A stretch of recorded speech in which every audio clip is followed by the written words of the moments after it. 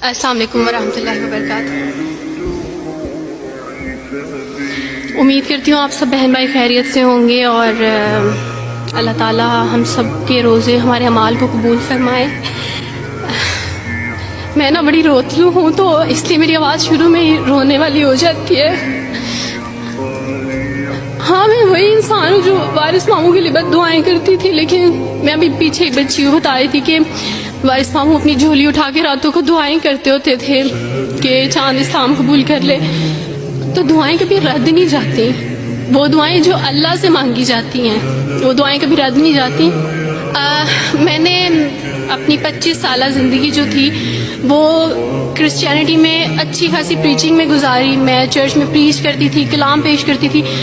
एक आप कह लें कि कटर मसीही थी मैं, और ऐसी मसीही थी जो वारिस मामू को यानी बोलने नहीं देती थी फैमिली में। जब मुझे पता चलता था कि आज वारिस मामू फलां फैमिली में विजिट करके गए हैं, मैं उस घर में पहुंच जाती थी। इससे पहले कि वारिस मामू की बात उनके ज़हन पे असर करें, मुझे खुदा का कलाम पेश करना है, उनके घर पे जाके दुआ करनी है ताकि शैतान अपना काम ना करे। बिकॉज मेरे नज़दीक वारिस मामू जो काम कर रहे थे वो शैतान का काम था, क्योंकि वो खुदावन से दूर कर रहे थे मेरे लोगों को।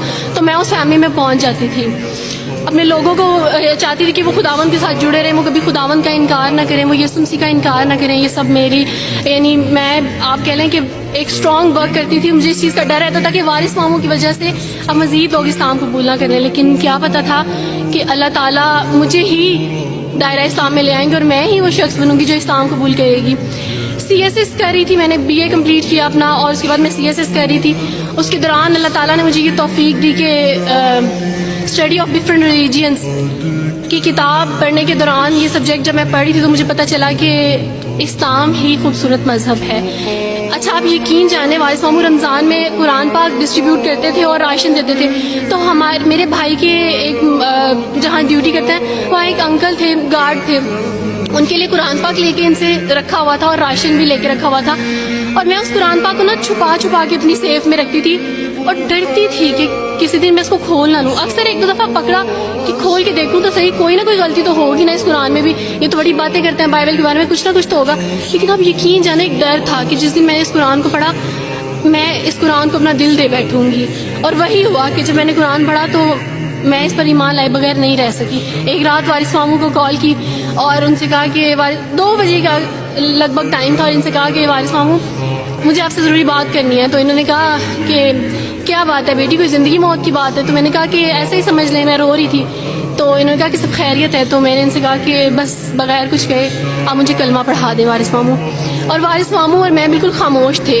यानी वारिस मामू कहते हैं कि उस वक्त मुझे लगा कि जैसे मेरा दिल फट जाएगा। मुझे यकीन नहीं आ रहा था अपने कानों पे कि वो जो सबसे बड़ी रुकावट थी वो मुझे खुद कह गया कि मुझे कलमा पढ़ा दें। और मैंने इनसे 5 मिनट का यानी स्पेस ली कॉल पे, और 5 मिनट में मैंने दुआ की। लेकिन उसके बाद मैंने कहा कि अगर मैं हक पे हूँ, सच पे हूँ, तो बस फिर खुदावंद इसको हो लेने दे। और वही हुआ, मैंने इस्लाम कबूल किया और सोचा था कि CSS कंप्लीट करने के बाद फैमिली में अनाउंस करूँगी।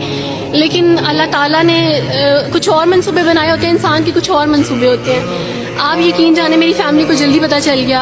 एक रात मेरे बाबा ने वारिस मामू को घर बुलाया और इनसे कहा कि हम चांद की शादी करना चाहते हैं, आप इससे पूछ दें कि अगर किसी को पसंद करते हो तो हम इसकी शादी उससे कर दें, हम जो है ना वो इसकी मर्ज़ी के ख़िलाफ़ नहीं जाएंगे। तो मैंने उनसे कहा कि आप ऐसा नहीं कर पाएंगे। उन्होंने कहा कि नहीं, हम कर सकते हैं। मुझे ये था कि मुझे पछतावा ना रहे कि मैंने शायद उस दिन पापा से बात करती तो पापा मान जाते। तो मैंने उनसे कहा कि पापा मैं एक मुसलमान मर्द से शादी करूंगी, आप ऐसा मेरे लिए कर सकते हैं? अगर आप किसी मुसलमान से मेरी शादी करेंगे तो ठीक है, मैं शादी करने के लिए तैयार हूँ। मेरे घर में एक सन्नाटा छा गया और इस खामोशी के बाद जो है यानी सब फैमिली वाले रोने शुरू हो गए। उन्होंने कहा कि आप अपने मज़हब में वापस आ जाओ।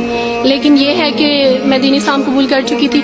आप यकीन जाने जिस तरह लोग मुख्तलिफ हैं उसी तरह उनके मसाइल भी मुख्तलिफ हैं। मुझे मेंटली बेइंतहा टॉर्चर किया गया। मेंटली मुझे यानी इस चीज़ का एहसास दिलवाया गया कि मामा पापा रोते हैं। मेरे पापा ने आप यकीन जाने खुद को फांसी लगाने की कोशिश की मेरी आंखों के सामने। मेरी मामा ने खुद पे पेट्रोल डाल दिया और खुद को जलाने की कोशिश की मेरी आंखों के सामने। और मैं अपने रूम में बैठी ये कहती थी कि अल्लाह अगर मैं हक पे हूँ ना तो मेरी फैमिली को कुछ नहीं होना चाहिए। फिर बहरहाल मुझे मेरी फैमिली से निकाल दिया गया, ये इस डर से कि मेरी वजह से दूसरे बहन भाई भी इस राह पे ना चले जाएं। और वारिस मामू को बुला के मुझे घर भेज दिया गया, उनके घर भेज दिया गया। जब मैं घर से आ रही थी तो वारिस मामू ने कहा कि बेटी अगर आपका कोई सामान है तो आप ले लें। तो मैंने उनसे कहा कि اس گھر سے صرف ایک ہی چیز میرے ساتھ جا رہی ہے اور وہ ہے میرا نام جو ماما پاپا نے مجھے دیا تھا. میں چاند رات میں پیدا ہوئی تھی اس لیے انہوں نے میرا نام چندہ رکھا تھا. بس وہ نام لے کے آئی. آپ یقین کریں ہمیں کہا جاتا ہے جبرن اسلام قبول کیا جاتا ہے. اسلام قبول کرنے کے بعد وہ جبر کیا جاتا ہے کہ آپ سوچ بھی نہیں سکتے. آپ کو اپنے ماں باپ سے ہی ملنے نہیں دیا جاتا. آپ کو اپنے ہی چھوٹے بہن بھائیوں کے پاس نہیں جانے دیا جاتا. آپ ہاسپٹل میں تھی ڈیلیوری کے ٹائم. آپ یقین جانے میرے پاس کوئی بھی نہیں تھا جو مجھے بیڈ سے اٹھا کے بٹھا سکتا. ایسے موقع پہ مجھے اپنے اپنوں کی ضرورت تھی لیکن میرے اپنوں کے جبر نے میری ماما کو مجھ سے دور رکھا. میرے بہن بھائیوں کو میرے کرسچن کولیگس نے ہی میری فیملی کو پریشرائز کیا کہ اس کو فیملی سے نکال دیں کیونکہ اگر آپ اس کو ملیں گے تو مزید لوگ بھی عبدالوارث کی طرح چندہ کی طرح اسلام قبول کریں گے. میں نا ہاسپٹل میں لوگوں سے کہتی تھی کہ مجھے بیڈ سے اٹھا کے بٹھا دیں. سیزیرین کے بعد میں اٹھ نہیں سکتی. میرا بیبی رو رہا ہے, کوئی مجھے بیبی پکڑا سکتا ہے. آئیڈیا ہی نہیں تھا ہاسپٹل میں کیا کیا لے کے جاتے ہیں. میرے پاس ایک ایسا دوپٹہ نہیں تھا جو میں چینج کر سکتی. ایسے موقعوں پہ آپ یقین جانے آزمائش اور جبر اسلام قبول کرنے کے بعد ملتا ہے.